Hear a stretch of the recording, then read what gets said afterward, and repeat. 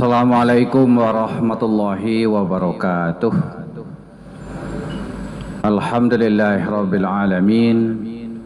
Wassalatu wassalamu ala asyrafil anbiya wal mursalin wa ala alihi washabbihi ajma'in. Kaum muslimin muslimat rahimakumullah. Pada setiap akhir tahun di bulan-bulan Desember seperti ini, karena menjelang Natal sering muncul pertanyaan-pertanyaan di kalangan umat, bagaimana sikap umat Islam terhadap perayaan agama lain. Dalam konteks Desember ini tentu Natal. Ada 3 hal yang terkait dengan itu. Yang pertama adalah, bolehkah kita ikut serta dalam perayaan Natal itu? Yang kedua, bolehkah kita ikut memakai atribut Natal seperti pakaian Santa Claus itu dan atau pohon Natal dan sebagainya. Yang ketiga, bolehkah kita mengucapkan selamat Natal kepada penganutnya yang sedang merayakan Natal itu? Kaum muslimin rahimakumullah, tahun 80-an ketika Buya Hamka menjadi ketua MUI, pertanyaan-pertanyaan tentang keikutsertaan dalam kegiatan Natal itu telah ditanyakan dan dibahas. Jadi waktu itu ada gerakan untuk merukunkan kehidupan beragama di Indonesia dalam bentuk masing-masing agama menghormati bahkan berpartisipasi dengan kegiatan penganut agama lainnya. Maka muncullah waktu itu istilah Natal bersama. Lalu diputuskan oleh MUI waktu itu adalah bahwa kegiatan Natal itu meskipun sedikit banyaknya bisa disamakan dengan kegiatan Maulid Nabi di Islam, akan tetapi di situ ada unsur aspek akidah dan ibadahnya. Jadi ada misa Natal, ada keyakinan terhadap Yesus Kristus sebagai penjelmaan Tuhan di muka bumi. Ada kepercayaan terhadap Trinitas, bahwa Allah itu berwujud Tuhan Bapa, Tuhan Anak, dan Ruhul Kudus. Itu ada dalam perayaan itu.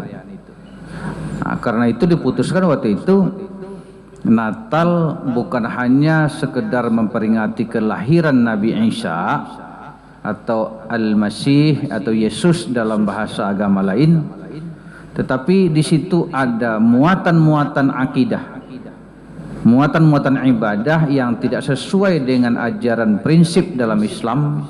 Makanya diputuskan dalam fatwa itu hukum berpartisipasi ikut serta dalam Natal itu haram atau terlarang. Dan sampai saat ini fatwa itu yang dipegang oleh MUI. Kalau konteksnya boleh atau tidak kita ikut dalam Natalan atau Waisakan atau Nyepian dan sebagainya. Itu kenapa demikian? Dalam fatwa itu MUI menjelaskan beberapa ayat dan hadis. Di antaranya dalam Al-Maidah ayat 72 dan 73. Laqad kafaral ladzina qalu innallaha huwal masih ibnu Maryam. Telah kafir orang yang berkata atau berkeyakinan bahwa Allah itu adalah Al-Masih ibnu Maryam atau Yesus. Dalam ayat 73-nya, laqad kafaral ladzina qalu innallaha thalithu thalathah. Telah kafir orang yang berprinsip, berkeyakinan, berkata bahwa Allah itu trinitas. Allah itu wujudnya tiga. Nah, ini jelas.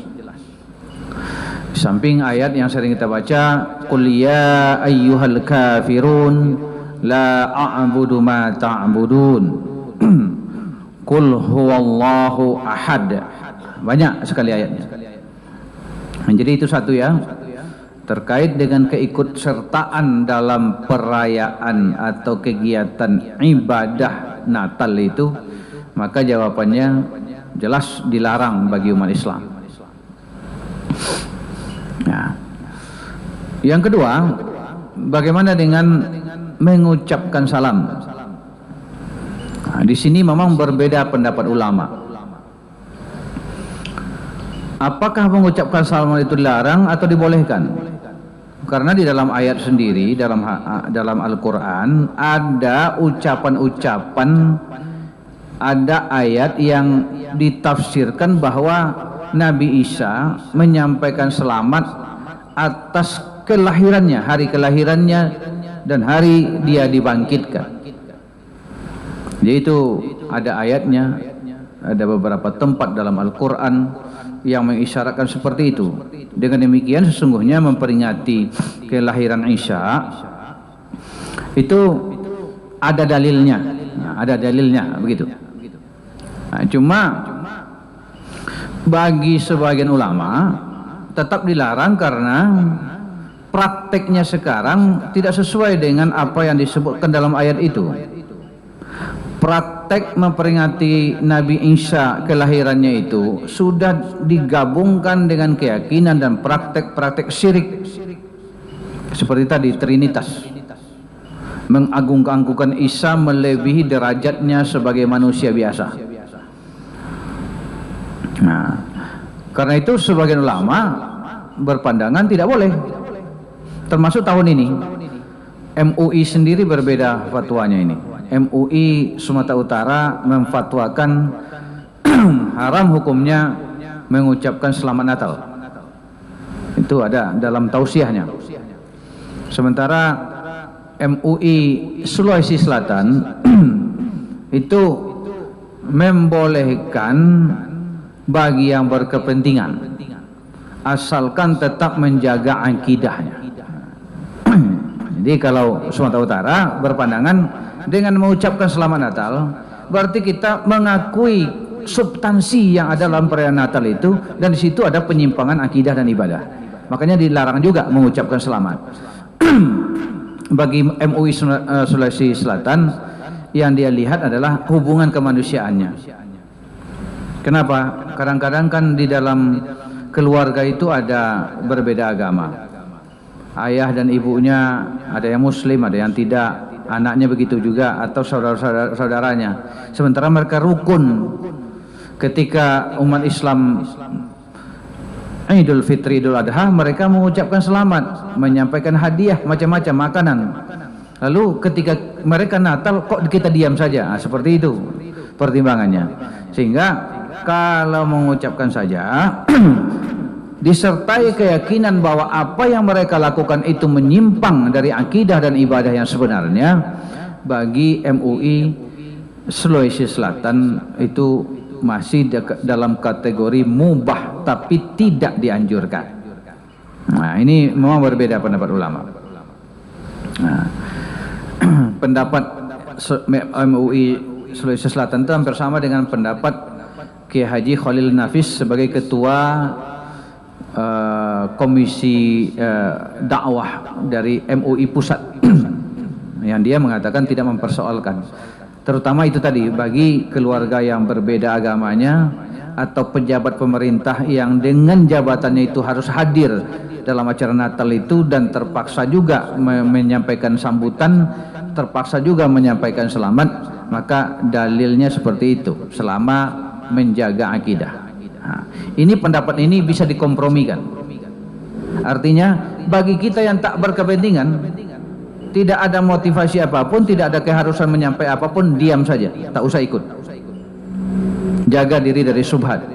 Tapi bagi kita yang berada dalam keluarga seperti digambarkan tadi, yang multi agama, yang rukun, segan rasanya kalau tidak menyampaikan juga, sampaikanlah dengan keyakinan bahwa apa yang mereka lakukan itu sesungguhnya menyimpang dari ajaran agama kita. Nah, itu jalan keluarnya. Yang ketiga, kaum muslimin rahimahullah, terkait dengan atribut. Pakai topi Natal itu, pakai pohon Natal dan sebagainya. Itu atribut. Itu simbol. Tapi simbol itu biasanya terkait dengan makna. Nah, kalau ada orang pakai kopi haji, dia muslim. Kalau ada wanita pakai tanduk di kepalanya, itu orang Minang. Jadi ketika seorang muslim atau muslimah di hotel sebagai pegawai pakai sebo Natal itu, atau ikut pula memasang pohon Natal, itu atributnya orang menganggap dia Kristen, kan begitu. Jadi tidak bisa kita menyepelekan simbol, karena simbol itu mewakili keyakinan, mewakili budaya. Kalau ada seorang wanita pakai tanduk kepalanya itu jelaslah mewakili dia muslimah karena orang Minang, dia berbudaya Minang, seperti itu. Nah, dan ini juga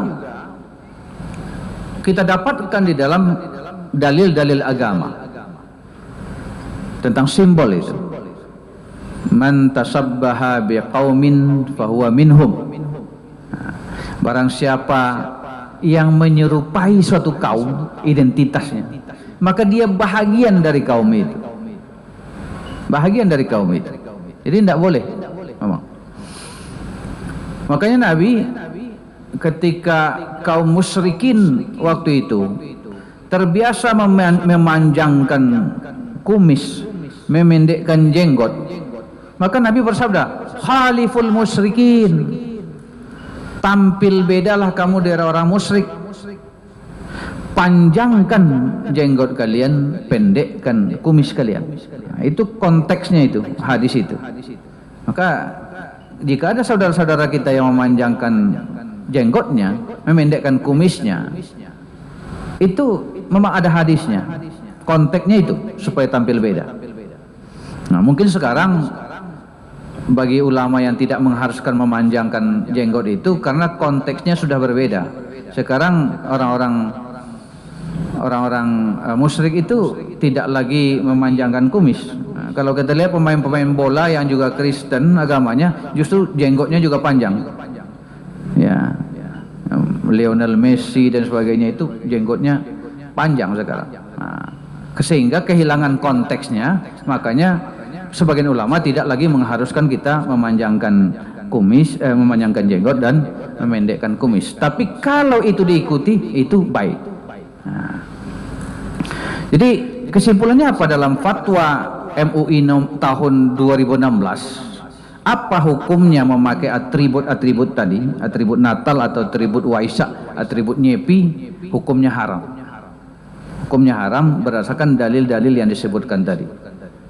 Jadi bagi anggota keluarga kita yang bekerja di hotel atau di mana, yang dia disuruh oleh atasannya memakai itu, tolak, ditolak.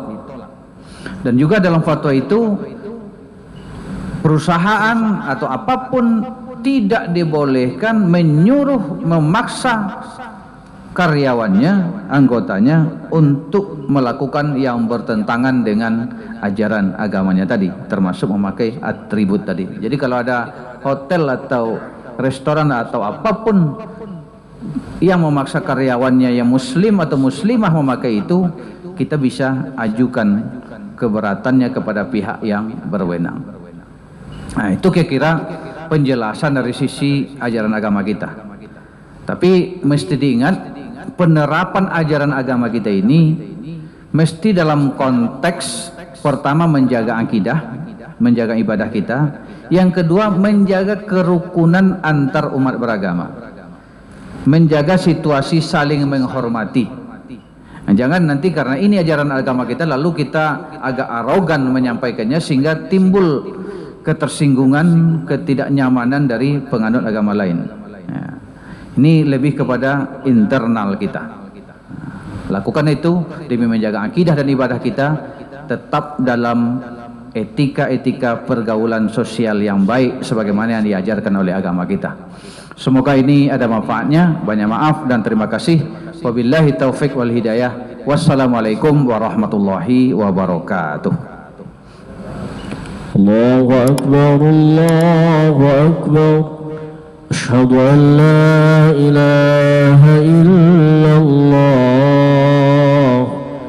Asyhadu anna Muhammadar Rasulullah. Hayya 'alas salati, hayya 'alal falah. Qad qamatis salatu, qad qamatis salah. Allahu akbar, Allahu akbar. La ilaha illallah.